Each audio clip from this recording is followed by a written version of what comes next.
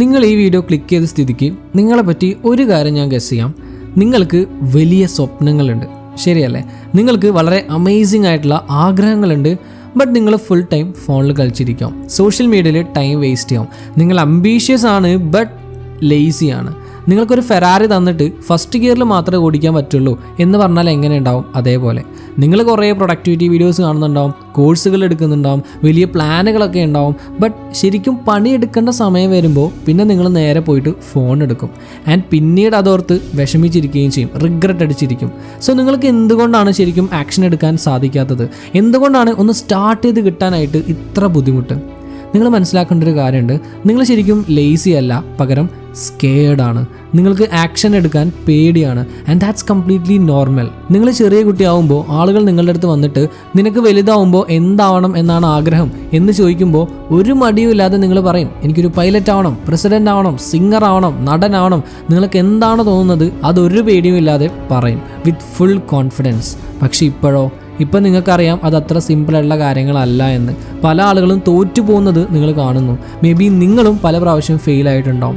So നിങ്ങളുടെ brain എന്ത് ചെയ്യുന്നറിയോ, ഒന്ന് സ്മാർട്ട് ആവാൻ ശ്രമിക്കുകയാണ്. അത് നിങ്ങളെ പ്ലാനിങ് മോഡിലേക്ക് വിടും. നിങ്ങൾ നിങ്ങളുടെ ഗോൾസിനെ പറ്റി ചിന്തിക്കും, കുറേ കാര്യങ്ങൾ പ്ലാൻ ചെയ്യും, ബട്ട് ആക്ഷൻ എടുക്കുന്നുണ്ടാവില്ല.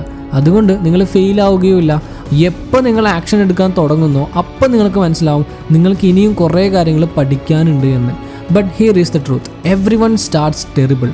നിങ്ങളിപ്പോൾ ആരാധിക്കുന്ന ഓരോ ആളുകളും സ്റ്റാർട്ട് ചെയ്യുമ്പോൾ ഭയങ്കര ബുദ്ധിമുട്ടിൽ തന്നെയായിരിക്കും. സോ നിങ്ങൾ എന്ത് ചെയ്യണം? You make it stupidly easy to start. നിങ്ങളുടെ perfect morning routine, perfect work space, perfect time, ഇതൊക്കെ അങ്ങോട്ട് മറക്കുക. ഒരു ചെറിയ ടാസ്ക് എടുക്കുക, ചെയ്യുക.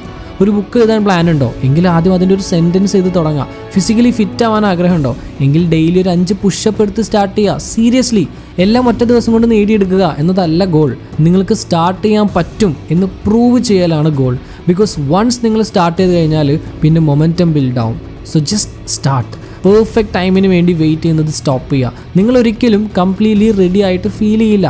നിങ്ങൾക്കൊരിക്കലും ഫുൾ ഇൻഫർമേഷനും കിട്ടില്ല. നിങ്ങൾക്കൊരിക്കലും എല്ലാ റിസ്കുകളും കളയാനും പറ്റില്ല.